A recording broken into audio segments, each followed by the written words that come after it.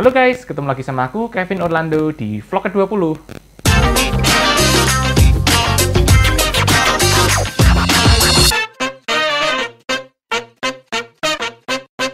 Oke, kali ini aku akan bahas tentang strategi investasi terbaik untuk pemula di tahun 2021 ya.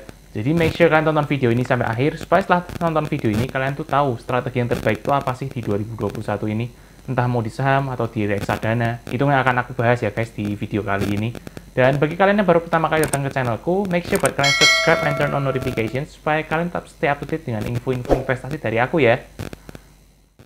Oke, setiap orang yang berinvestasi itu kan pasti ingin mencapai keuntungan ya. Nah, tapi demi mencapai keuntungan itu kan setiap orang strateginya berbeda-beda karena beda orang pasti beda risk profile ya.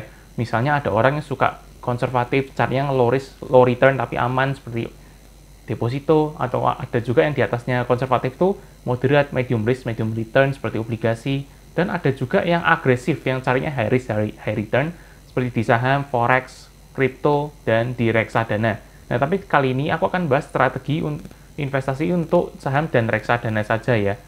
Jadi investasi itu kan strateginya dibagi dua. Ada juga yang pertama itu namanya lump sum atau langsung all in, atau yang kedua itu dicicil tapi menggunakan sistem dollar cost averaging atau DCA. Nah, tapi pasti antara lump sum dan DCA itu kan pasti punya kelebihan dan kekurangannya masing-masing ya. Nah, apa kekurangan dan kelebihannya? Yuk, let's find out. Oke, yang pertama, lump sum. Jadi, strategi ini tuh cocok banget untuk kalian yang sudah pro atau berpengalaman di saham atau reksadana ya. Nah, pengalaman yang dimaksud di sini itu adalah soal timingnya kapan sih? Kapan time to buy, kapan time to sell? Karena metode atau strategi lump sum ini dipakai oleh investor yang beli atau jualnya sekali aja. Nah, tadi itu kan aku ada bilang kalau kalian investor yang investasi menggunakan lump sum itu biasanya all in. Tapi menurutku ini juga harus tetap memperhatikan unsur money management-nya ya. Misalnya kalian punya uang 100 juta sebagai uang dingin untuk investasi.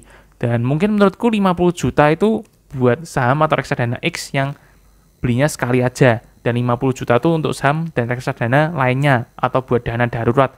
Itu tergantung profilnya orang masing-masing ya. Terus, keuntungan lump sum itu apa sih? Yang pertama, nggak ribet karena belinya itu kan sekali aja ya. Nah, selain itu, keuntungannya itu bisa maksimal jika timing belinya itu tepat. Jadi, return yang didapat itu bisa lebih tinggi daripada menggunakan strategi dollar cost averaging. Nah, terus kalau habis beli harganya malah turun, gimana nih? Ya, itu salah satu kekurangannya lump sum. Jadi, boleh di-hold dengan catatan fundamentalnya oke ya. Terus, lump sum itu modalnya lebih cocok kalau besar. Kalau modalnya masih kecil, aku rasa kurang cocok buat lump sum. Itu lebih cocok untuk yang dollar cost averaging ya. Nah, setelah ini aku akan kasih contoh perbandingan antara lump sum dan dollar cost averaging ya. Oke, yang kedua, dollar cost averaging. Jadi, istilah strategi ini, dollar cost averaging atau DCA itu adalah investasi berkala atau nabung, tapi bukan di bank, tapi nabungnya itu nabung saham. Jadi, strategi ini tuh biasanya dilakukan sesuai keadaan orang masing-masing ya, nggak bisa disamakan dengan orang-orang lain. Misalnya kalian mau beli tiap bulan atau tiap minggu, tergantung keuangannya finansialnya masing-masing. Terus keuntungannya apa aja sih? Metode ini tuh cocok untuk pemula, karena daripada menebak-nebak harus beli di angka terendahnya berapa, justru belinya tuh dicicil aja. Mau harganya mahal ya beli, mau harganya murah juga beli. Jadi untuk mengurangi fluktuasi harganya. Nah, selain itu, metode strategi DCA ini cocok juga untuk kalian yang nggak punya banyak waktu ngeliatin harga saham. Tapi kekurangannya itu menurutku ya, kita tuh jadi kurang aware harga saham yang kita beli itu pas mahal atau sewaktu murah. Kita kurang aware menurutku, karena sistemnya kan nyicil ya. Nah, sekarang kita langsung masuk ke contohnya dollar cost averaging versus lump sum yuk. Oke, ini aku ada buat tabel perbandingan. Kalau misalnya investasi BCA ya, di 2020 menggunakan strategi lump sum atau dollar cost averaging, itu lebih untung mana sih? Nah, di tahun 2020 itu kan harga semua saham pada jatuh ya. Nah, kalau kita lihat, kita bahas yang sistem DCA dulu ya, dollar cost averaging. Berarti beli BCA-nya itu kan nyicil ya tiap bulan. Jadi di sini aku ambil contoh, kita sudah mengalokasikan dana 30 juta per bulan untuk beli saham BCA. Tapi nggak bisa pure 30 juta. Kenapa? Karena kan harganya ada yang 31.450, ada yang harganya 33.000, ada yang harganya 25.000 sekian. Jadi ada yang dapatnya di bawah 10 lot ya, ada yang dapatnya 8 lot, 9 lot, 10 lot, atau 11 lot, tergantung harga tiap bulannya gimana. Dan satu lot itu 100 lembar ya anyway. Terus cara ngitung average harganya gimana dong? Ya kalian tinggal totalin aja nominal yang ada di kotak kuning bagian dollar cost averaging itu. Terus dibagi belinya berapa lot totalnya.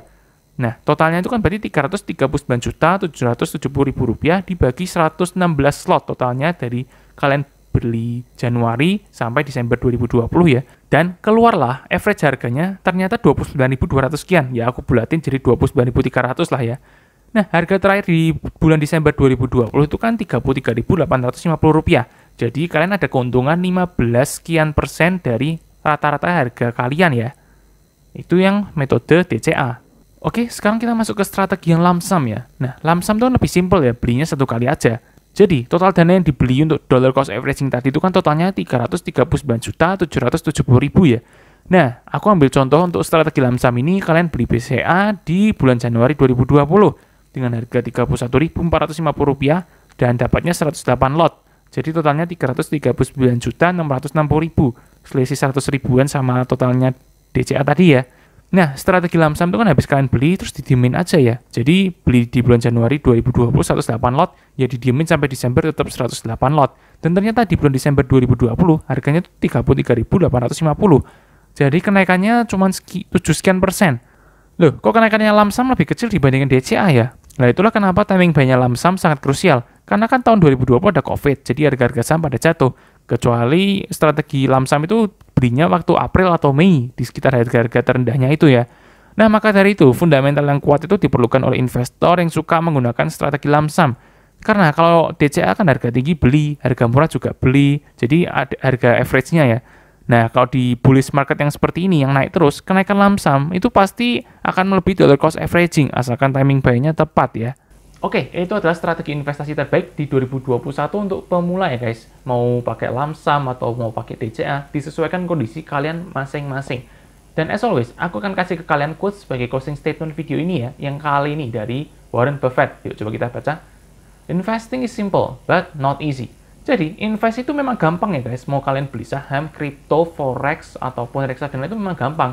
Tapi, kenyataannya itu nggak segampang kita beli, terus kalau kita hold itu bakal naik. Karena banyak perhitungan dan banyak pertimbangan di balik keputusan kita beli itu pastinya ya guys. Kalau kalian ada pertanyaan, please feel free untuk komen di YouTubeku di bawah, atau kalian juga bisa chat aku di personal Instagram @kevinorlando, O-nya double ya. Dan aku juga akan share konten-konten yang berhubungan dengan investasi di Instagramku ya, jadi make sure buat kalian follow Instagramku juga. Dan jika kalian merasa terbantu dengan video ini, please like, share, and subscribe this video ya. Oke, thank you guys, see you in next video.